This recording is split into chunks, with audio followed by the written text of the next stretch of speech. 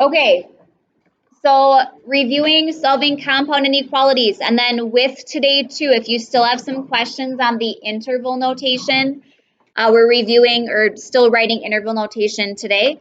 But compound inequalities, just to remember what those are, that's two or inequalities that are joined by either the word and or by the word or.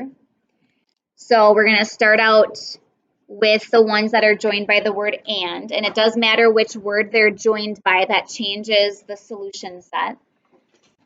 So if you have two inequalities or a compound inequality joined by and, this is true if and only if both inequalities are true. So like if I tell you a number has to be greater than 2 and less than 5, then it has to be both. So like 7 wouldn't work because it is greater than 2, but it's not less than 5. So both inequalities have to be true. The graph on a number line of a compound inequality containing and is the intersection of the solution sets of the two inequalities. And this means the intersection is where they overlap. Bless you.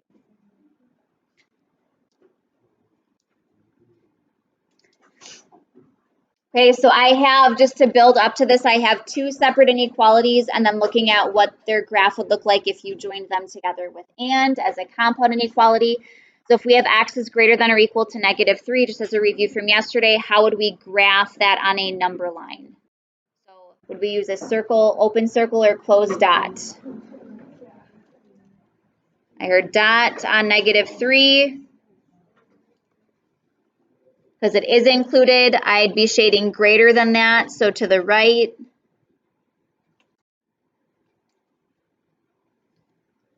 And then for the other one, x is less than 2, that would be the opposite of both. So 2 is not included, so an open circle on 2, and it's shaded less than 2, so the other direction. So then when you're graphing these, if they're compound inequalities joined with and, you only shade what is shaded by both of them. So this has an endpoint at -3. -3 is shaded with both because this is closed, so it's technically shaded. So I'd have still a closed dot on -3. The 2 is not shaded here, it's open. Even though it's shaded up here, it isn't here. So I'd still have an open circle on 2. And then the only values that are shaded by both are the values that are in between. So most compound inequalities when graphed, if they're joined by and, most of them look like this. 2 endpoints shaded in the middle, but they don't have to look like that. So it's just picturing if you graphed both separately, wherever they would overlap is where you're shading.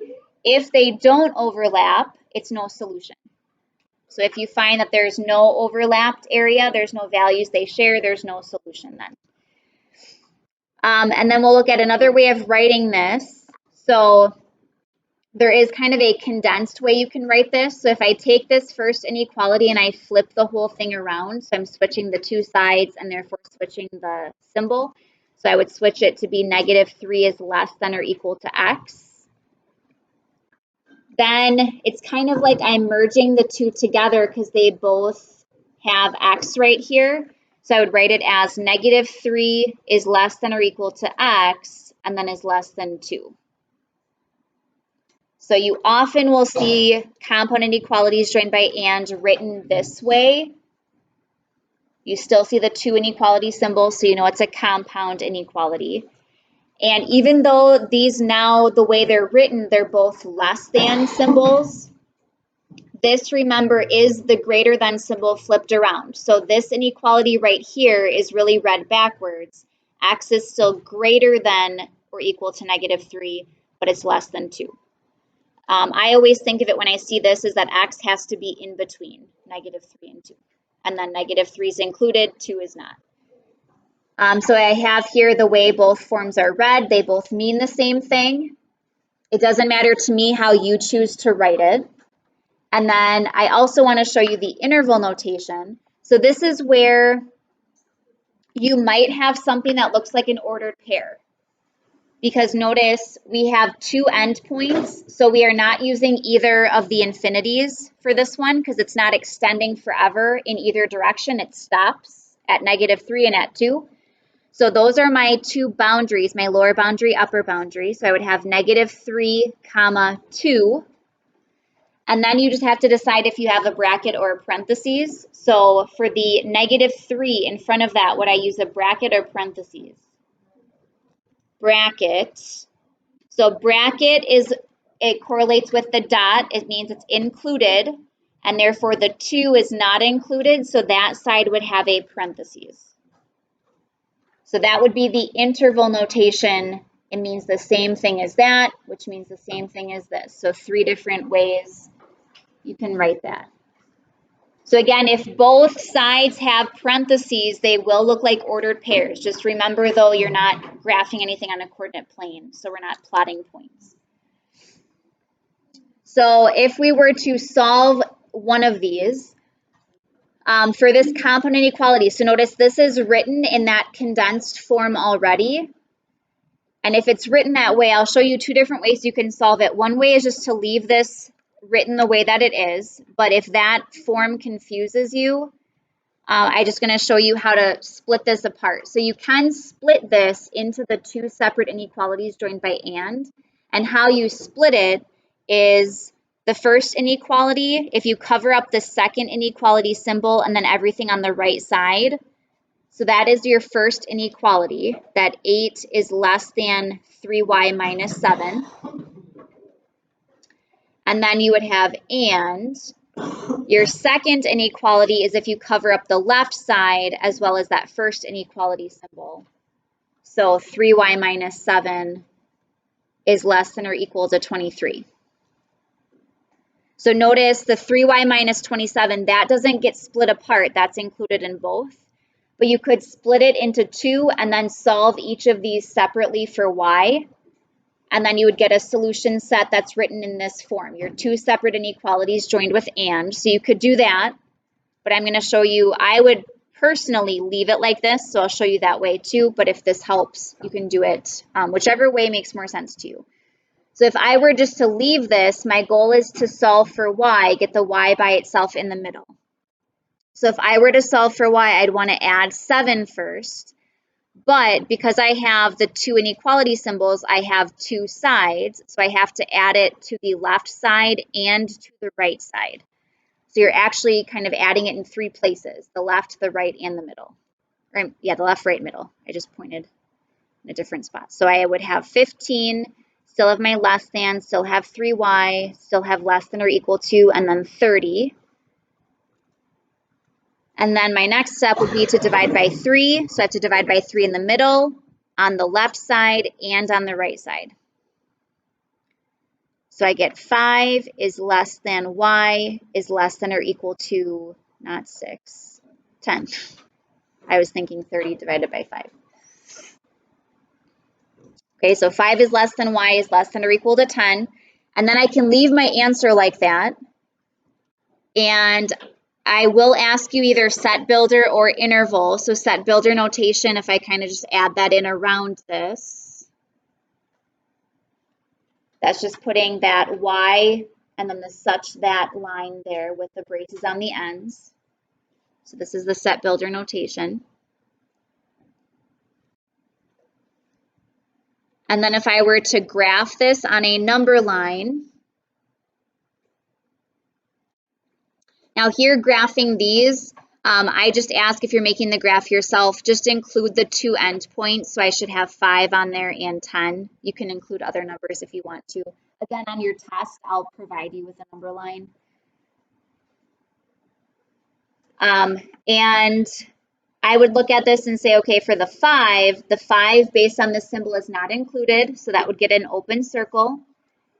The 10 based on this inequality is included, so that's a dot. And for shading, the y is in between 5 and 10, so that means any value that's in between 5 and 10 would be shaded. Now, I just want to point this out because in this notation, because of these both facing or being less than and facing the same way. I see students also want to shade this side here, but just remember that for this part, if I flip this around, this really means y is greater than 5, and then y is less than or equal to 10. So y is really bigger than 5, but smaller or equal to 10. Smaller than or equal to. And then the last thing is the interval notation. So I have my two boundaries. One boundary is 5, comma, the other boundary is 10. 5 is not included, so I have a parenthesis. 10 is included, so I have a bracket. And that would be interval notation. Again, on your assignment, well, in the examples in class on the assignment, I'm asking you to practice both, because on the test, I will ask you, well, on the homework quiz as well, homework you're practicing both, homework quiz, and on the test, I'll ask you for one or the other. Okay, questions there? Otherwise, go ahead, answer example 2. So solve that, whichever way makes more sense. Get your solution set, write it both ways. Practice graphing it on the number line. I mainly want to check the interval notation because that's the newest thing. But I'll just quickly walk around and check and see if there's questions.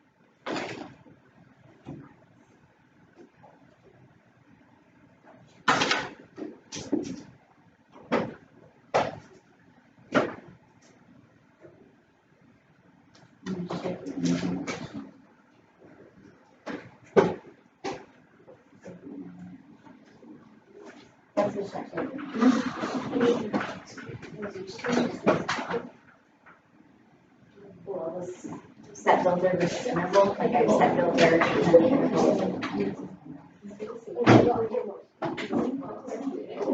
Yes, make the oh wait.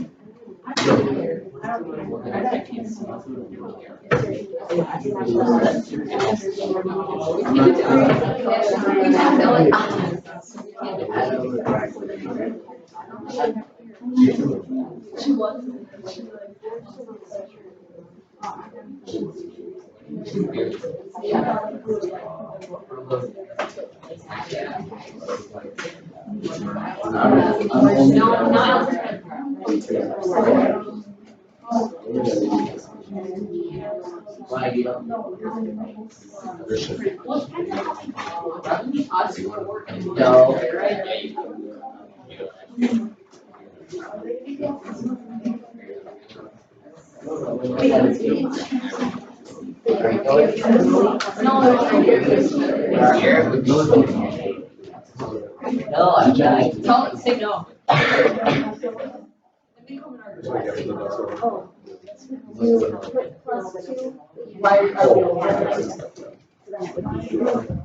It'll end up just double check when we get to the back, especially the interval notation. Just double check. Okay.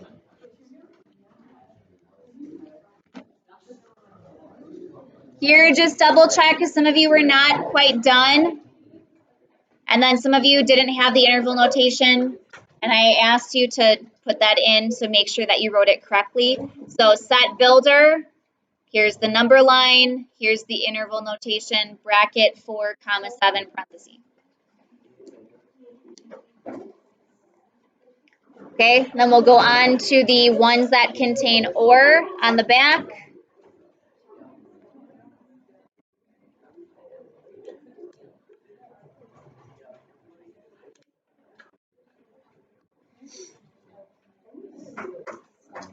All right.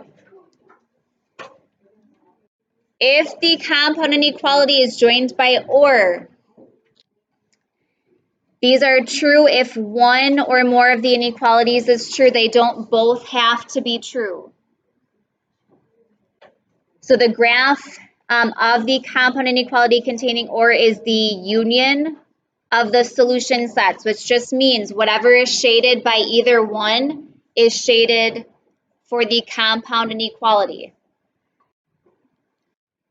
So quickly here again, kind of building to that compound inequality. If I were to graph x is greater than or equal to 2, I'd have a dot on 2 shaded greater than that, so to the right. If I were to graph x is less than -1, I'd have a open circle on -1 and shaded less than that, so to the left. So now if this was joined by and, it'd be no solution because these don't overlap, but because it's joined by or, I just take both of these and put them on the same number line. So it's just like graphing both inequalities on the same number line. Sometimes they might overlap. And if they do, you still just shade whatever is shaded by both. So for example, if these were both shaded the opposite direction, so towards each other, your entire number line would be shaded because this would be going this way, this one this way, the whole thing would be shaded because it's or not an and. So if they overlap, you shade everything that's shaded by both. Then for the interval notation, well, actually a couple things. These have to be written as two separate inequalities with the word or in the middle. They have to be written that way. So how we could write these ones with and, this condensed form, you cannot write the ones with or in that form. You cannot. There's a union of two sets. So the interval notation will contain the union symbol. It's like a capital U. So here's how you would write the interval notation. You have to write the interval notation for both inequalities, and then where you see the word or, instead of writing or, you write the union symbol. So if I were to write the interval notation for this one, so this one, the lower boundary is 2, and then it's going up towards positive infinity. So I would have 2 to positive infinity. The 2 is included, so it gets a bracket. Infinity always gets parentheses. And then for this one, I have an endpoint of -1, and it's going down to negative infinity. So if you have negative infinity, you always start with that, lowest to highest. So I have negative infinity to -1. Negative infinity gets the parenthesis always. -1 is not included, also has a parenthesis. And now if I'm writing this, I write both of these joined by this symbol.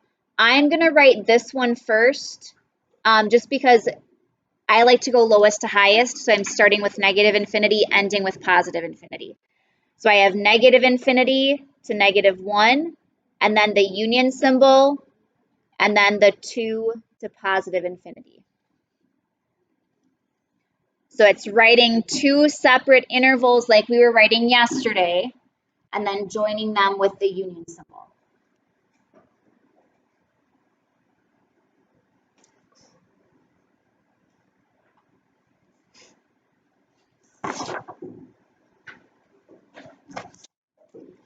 Okay, so if we look at example 3, for these, because they have to be written as two separate inequalities joined by or, you have to solve each inequality separately and then write your solution set.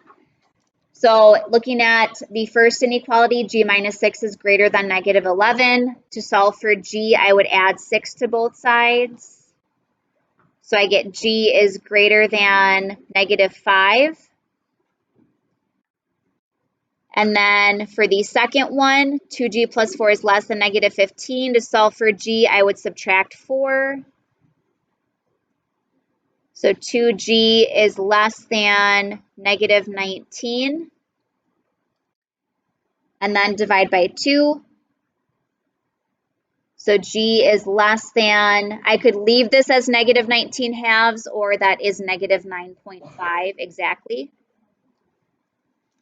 Now here, just make sure that you're not circling these as two separate answers. You get one answer. So I have to write these joined by the word or. So my solution set is g is greater than -5, or g is less than -9.5. That's the only way I can write it, other than if you wanted these inequalities like flipped. If you wanted this one first, that's fine. And then your set builder notation around that. So all values g such that that is true.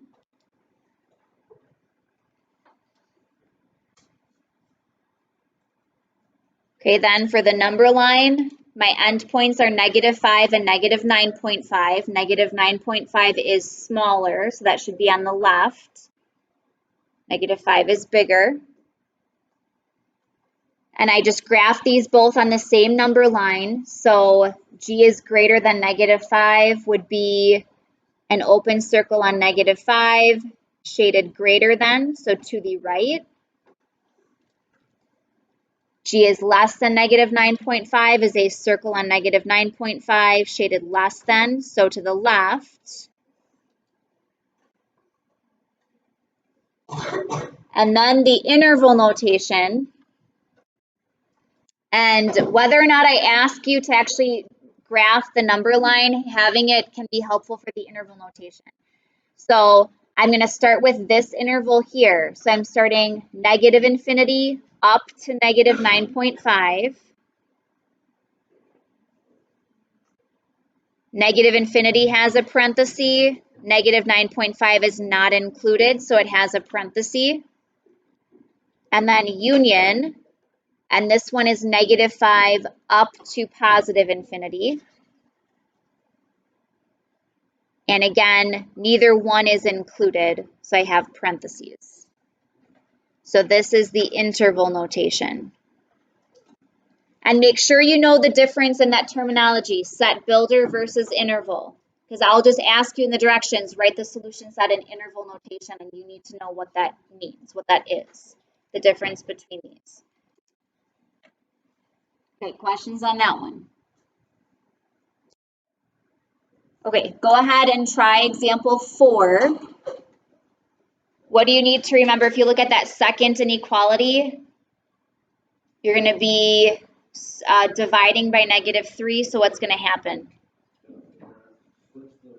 You'll have to switch, you have to switch the inequality sign, so don't forget that. But solve example 4, write the solution sets.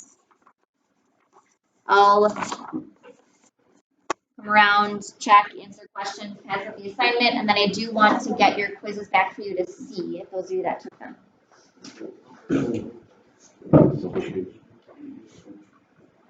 That one would not have to change because you're dividing by a positive. It's only if you divide by a negative or multiply.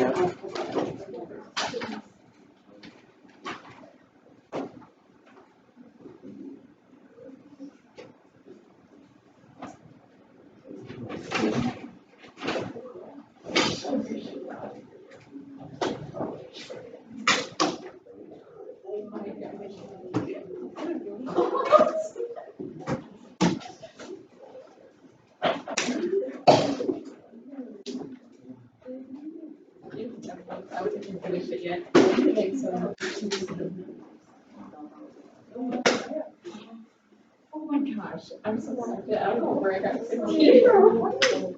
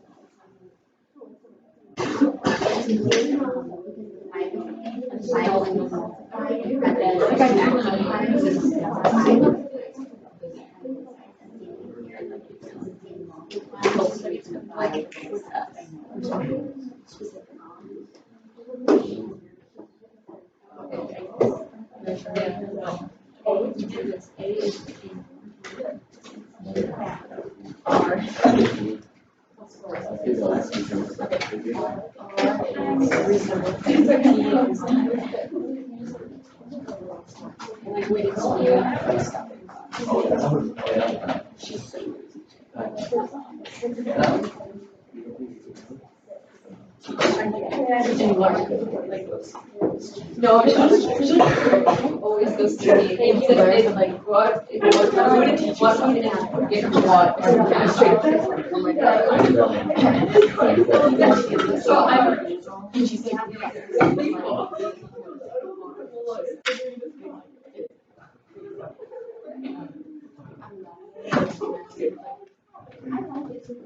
see, I get you. I love duos. Me too. Oh, I got it. At 10,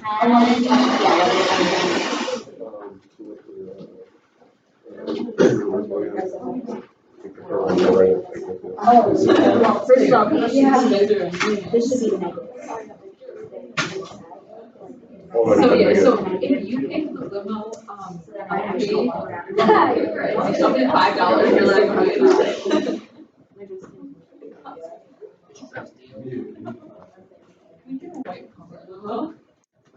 yep, I'll come by you. Just hold on one moment.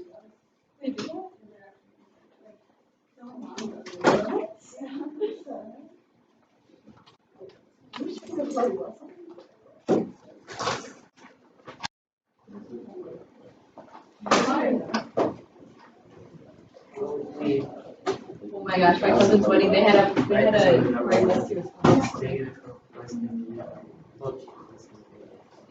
Well, so -12 is less than G, and G is really greater than. I always look at this as G is in between these two, but G is really greater than this and smaller than that.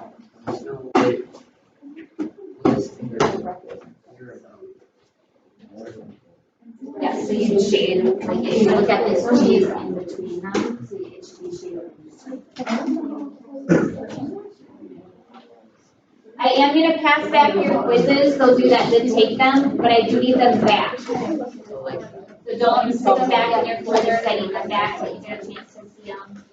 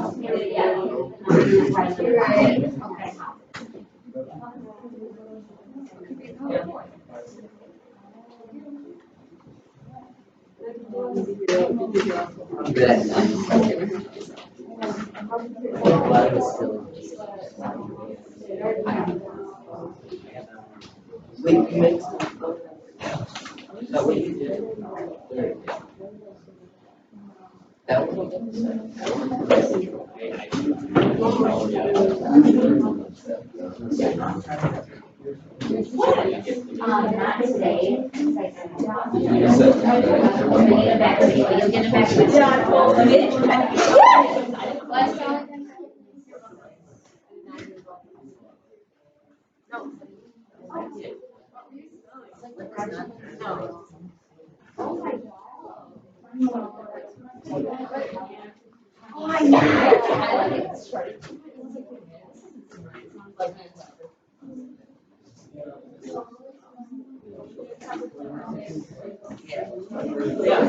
Okay, like I said, I do need these back.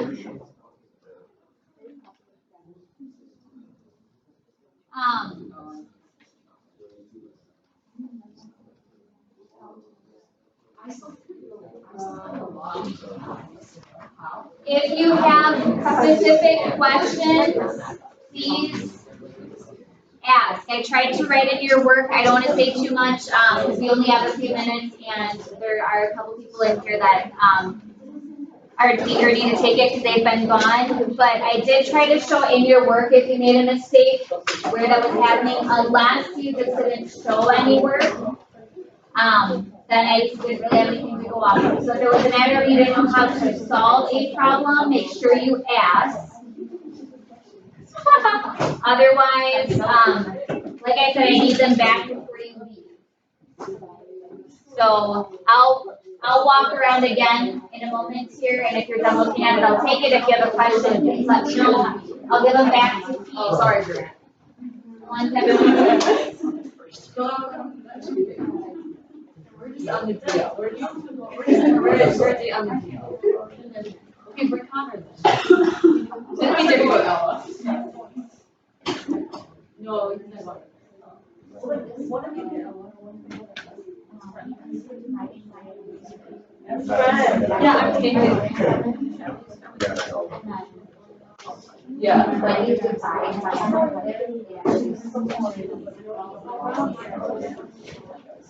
Just say like this is really what I do. Yeah, I'm worried that would say that if you're driving me about your house. Sounds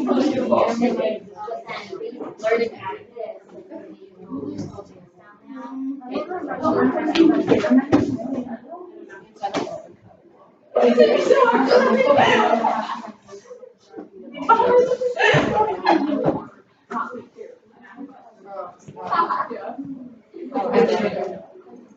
Oh yeah.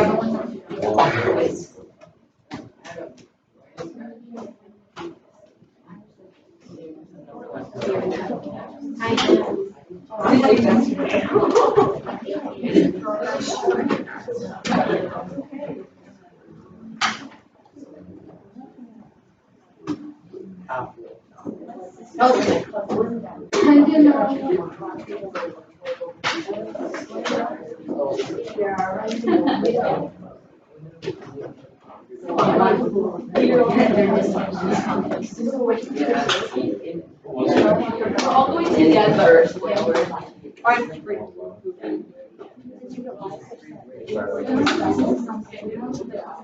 I just did -3. It's plus -3. I just took 3 over 2. Yeah. 6 on 4. Yeah, we're gonna do that. I just didn't.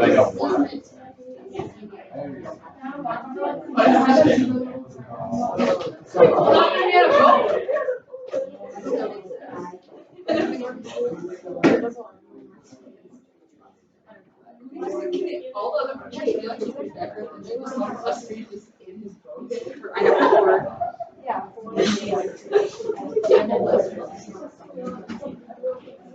We get those back. Yes. What's that? Oh. Oh. Yeah. Okay. Yeah. Oh, sorry. You didn't put it. That's I don't think you're. Yeah, I'm not sure.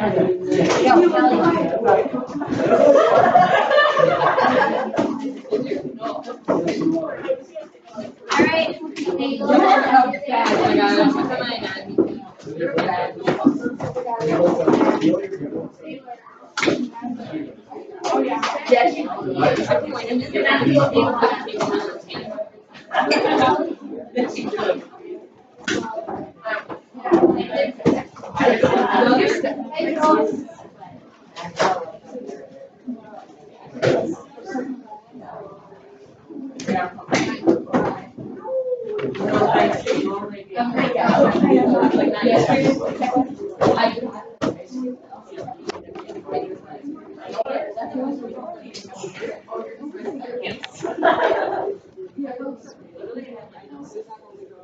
Oh, what? Oh, actually? Well, I don't want to go with